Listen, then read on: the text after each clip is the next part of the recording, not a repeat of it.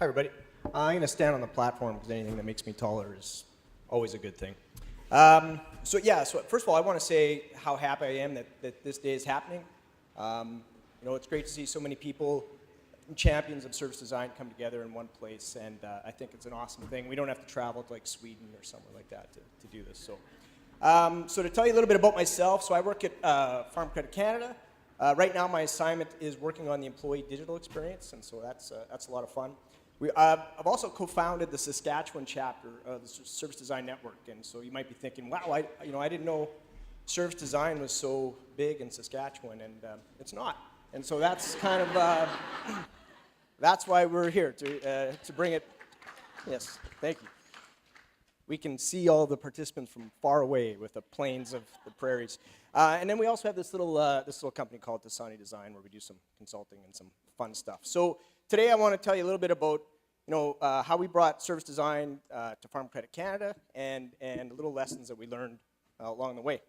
So to tell you a little bit about us, we're a financial lender to the agriculture industry, and we are also actually a crown corporation, meaning that we're owned by the government, but we kind of are self-sustaining and we're about a bit of an arm's length. But so to wrap that up, we're a financial institution that serves farmers, and we're from the government. So not really the mix of what you'd bring together to think, wow, that sounds like a real innovative and forward-thinking organization. But it's a pretty cool company, and we really love our customers, and we love the industry we serve, and we like to think we're kind of high-performing too, so it is actually a pretty good mix. But I'll tell you a little bit of a story of how this all started. It was about 5 or 6 years ago, and I was tasked with leading the strategy and the approach to completely transform our digital presence. And so, we were looking at things like our website, the mobile app, the online banking, social media, even our content strategy, and everything that goes along with that. So it was a bit of a big task, and so one of the things that comes with us at Farm Credit Canada is that our customers they really like us. They really do, and we have our customer experience index scores are fairly high. And we've worked really hard for that. And so with my role and my assignment, I didn't want to screw that up. And meaning that I didn't want to force our customers to do things online that they may not have necessarily wanted to do online. And so, that made me a little bit nervous. So this was kind of my world back in the day, where it was a lot of these wonderful, thick, well-researched and analyzed documents that were strategies that we're looking at sort of all the different channels that we work within and what we were looking to do to transform this digital experience. And so, these were great. They sat on people's, shelves. Nobody read them. Maybe my boss and my mom probably, but that's probably about it. So, but we did know at the time that this had to fit in with all the other channels and the entire experience of what we offer for our customers. And so we really wanted to build this experience by design, as opposed to just sort of building all these different channels and end up with an experience by default. And we didn't really know what we were going to get out of that. So this was a bit of a principle that we have within that program that we were working within. We had this sign on the wall, and this was important to us. But we really didn't know, when do people want technology, and when do they want to work with the people that they've really come to build these great relationships with, and we've provided a great experience with. So we had the opportunity to work with Adaptive Path out of San Francisco, and I'm sure there's probably a lot of people here that are familiar with Adaptive Path. And it was awesome. And myself and a UX specialist, we went down and sort of presented this problem to them. And we worked with a guy named Patrick Quattlebaum and Jamin Hageman, and we locked ourselves in a room, and we did about 3 days worth of service design boot camp for the most part. And it was really great. We were super excited. And we didn't just drink the Kool-Aid, we guzzled the Kool-Aid. We bought into this big time, and we were super excited about it, and we're still super excited about it. And so we knew this was a great fit for us and a great fit for what we wanted to do. So we had the task of having to go back and convince all these people within our large organization, which is a couple thousand strong, that we were going to completely change the way we work, and we're going to completely change the way that we make these decisions. And so my colleague Morgan and I, we locked ourselves in a room for a couple of weeks, and we really mapped out what this program was going to look like, how we were going to tackle this, utilizing service design to make the transformation that we wanted to make. And so we then went around and put together a little bit of a boot camp not a boot camp, we did a Service Design 101 presentations to a number of different people within the organization. And some people got it right away and they thought, this makes total sense. And then there's obviously others that were apprehensive at best. And so we knew that we had to really just demonstrate the value to really bring people along with us on this journey. So the first thing we wanted to do is we wanted to better understand the current state. Now we had done a lot of research prior to this, but this was really, what we'd learned obviously, and what we wanted to apply was understanding, what that overall journey was like for our customers and where the opportunities were for us to add value in the digital space. So we went across the country and we did a number of journey mapping sessions with both customers but primarily with customer-facing staff that serve our customers and knew them really well. And so this was our persona, this was our buddy Daryl, and we mapped out some really key experiences and service offerings that we offer to our customers. And it was really interesting because we would show up in all these locations, and we had people that knew we were kind of the digital guys that were coming to talk to them about our customers. And they came with like sheets of long lists of features and requirements that we should have on our website. Like, on our mobile, we need a big button that says contact, like right front and center. And it was like, okay, that's great, and we'll take that back with us. But what we really want to talk about is our customer and their world and some of their pain points and opportunities to make things better. So once we got going with the process of doing those journey maps, people got it. People were totally aligned to it, and they loved it. And they thought, this is great because we're focusing on the customer and what their world is and how we can bring it all together with what we offer.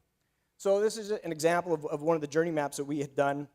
And we were lucky because right away we got this really awesome quick win. And it was the fact that prior to the program starting, we wanted to develop a capability for our customers to go and start the loan process online, to go in and enter their information and do these types of things.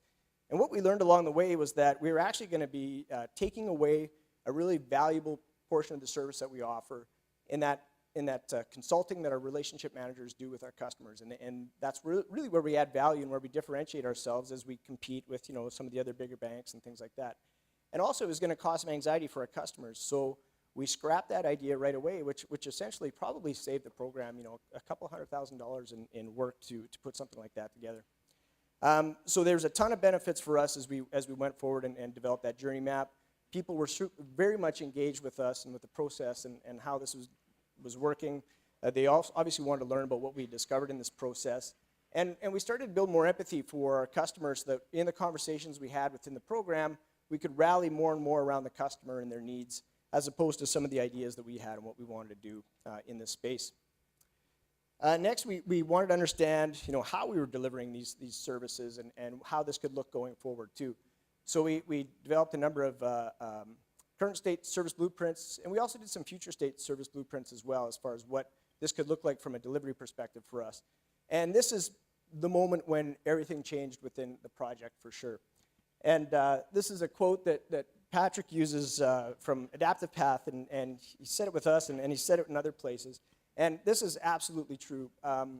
This is when engagement sort of kicked in full drive, and maybe those that didn't have such an easy sight to the customer could at least understand that analyzing the way we deliver our services and our business is important, and service blueprints are obviously the way to do that insight and really find those opportunities to make improvements. So we had people from across the organization and from a number of different areas probably in the same room together for the very first time as we were walking through some of these blueprinting sessions. And these are just some of the quotes that we heard, and we had some of the developers that I don't think I've ever heard talk before or what might be. They actually were piping up and they were really excited and were engaged, and they saw, hey, this is I get it now. I get what we're trying to do here, and I can see how it all fits together, and I can see what my role is in bringing this forward and making it happen. So for us, we have a little bit of a complex service environment, I'd call it. We have, we have policies, we have a number of systems, regulations, processes. We have a lot of risk mitigation we have to do, checks and balances within that.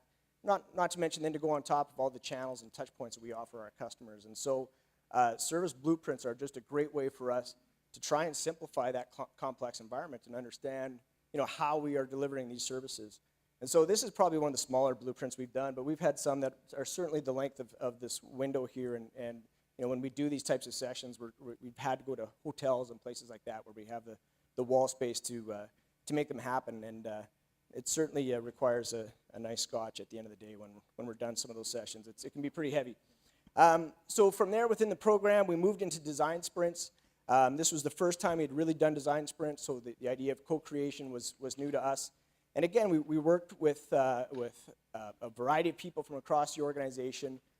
We had insight from customers, and this was fantastic. We had VPs sketching next to our customer service or call center staff, next to maybe a business analyst, for example. And not only did we get really great stuff out of these sessions, and we had a lot of different ideas and insight from different people, but one of the greatest outcomes for us was the fact that a real challenge for us is getting approvals and alignment from across the organization. And essentially, when we conducted these design sprints within this program, the approvals happened in the room because those were the people that were part of the sketching and were part of the co-creation. And I can't say enough how much that helped us get some momentum, get alignment, and move forward to move forward with what we wanted to do. And then we quickly moved into prototyping. From there, we developed those prototypes. We got them in front of customers. We did some usability testing. And again, this sort of drove home the fact that we were doing right by the customer because the customer was liking what we were doing. They thought it was what we're bringing forward was really going to add value. And we obviously made some changes and tweaks along the way, but it worked out really well. And from there, we could dive right into development and eventually delivery from what we wanted to offer. The good news is they still like us, thankfully. And they could also be my colleagues because we actually didn't screw up those great relationships we have with the customers that we value so much. So once the program ended, for us, we really wanted to make sure that we kept service design alive within the organization. We saw the value that it was providing and how it can help us function better as an organization.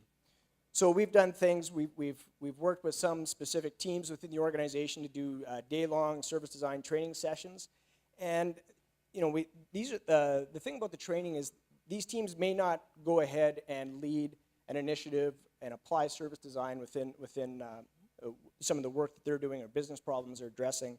But it certainly creates that awareness of the principles, the design thinking, and how some of these tools apply to what we're trying to do as an organization so that when they are part of some of these other larger initiatives, they get it and they are certainly aligned and understand sort of the process that we're going through. We've done a number of different lunch and learn sessions. This is just one that we've done on personas recently, and this is just a great way to sort of take some of the larger elements of service design and bring them more into kind of bite-sized chunks for people to learn about. We use Office 365 at Farm Credit Canada, and so we've done things like create a Yammer group where we can post articles or videos or resources or have dialogues about some of the things of service design, just to try and keep it alive and keep people engaged with the practice. So where are we at today? Well, right now we have a lead in design thinking, and that's Morgan, who I'd mentioned earlier. Essentially, he has sort of his eye on a number of different initiatives and making sure that we're applying that design thinking and service design to some of these initiatives as we go forward. We have 2 service designers and an innovation lab. So we don't really have a formal service design team, but we're certainly applying it across the organization from a number of different initiatives that we're working on. Service blueprints for everyone. This is like I said, people are addicted to this drug that we gave them a taste of. They love it. So, and it is a great way for people to collaborate, come together. A lot of people are including some leaders in the organization are saying, I kind of truly understand how we deliver this service before, and I may not have been totally clear on that before, and it's extremely helpful for us. In fact, some people within the organization will refer to a service blueprint as a service design. So it's like, yeah, this is a big problem. We should do a service design on this thing. And so we cringe a little bit, but as long as they're aligned to it and they're utilizing the information to make improvements, they can call it whatever they want. And design sprints are certainly part of our way of functioning now. So I would say probably every couple of weeks we're doing a design sprint of some sort. They could be anything from 2 hours in length to a full week in length, and it's been extremely valuable for us and as we've gone forward and made some improvements. So certainly design thinking and service design is something that we find throughout the organization now over the last 5 years. I would say that service design isn't core to everything we do quite yet, but we're moving the needle and it's going in the right direction, and it's understood at a leadership level as well, and it's something we're just going to keep moving forward with to grow. So I have some tips, or I guess some lessons learned for us if you're trying to implement service design in a corporate environment. And for us, I mentioned this before, but we wouldn't have been able to do this without the collaboration or the co-design element of service design. Bringing people together allowed us to gain the trust and also make sure that we were doing the right thing by sort of utilizing the collective brain power that we have within the organization. And it just, we broke down silos because we really looked at it as there being no silos when we involved people within some of the work that we were doing. Start small. So for us, we didn't bring it to the organization intending to apply it across the entire company. We had our program, and it was confined to that at first, and then we've grown it from there. And this allowed us to sort of get our groove and how we were able to figure out how we wanted this to work. And it allowed us to screw up small instead of screw up in a really big way. So we are constantly pitching and selling service design to whoever will listen to us. One of the things we do is we also try to merge it with some of the business terminology that people already know within the organization. And so we just want to make sure we can try and bridge service design and its principles and its methods into the way that we currently work to bring people along. Find your champions, and I just realized that this is an unintentional dairy reference, but milk them. It's important. We had a lot of people that were champions for us, and so we wanted to make sure we involved them and in our work, and also share with them some of the outputs and some of the artifacts that we had made at the time. The other thing too is go out and find those problems in your organization. So we certainly didn't deliver on the web or the digital project and then sort of stand and wait for people to come to us. We reached out to people where we felt that service design could provide some value and that could help them address some business problems.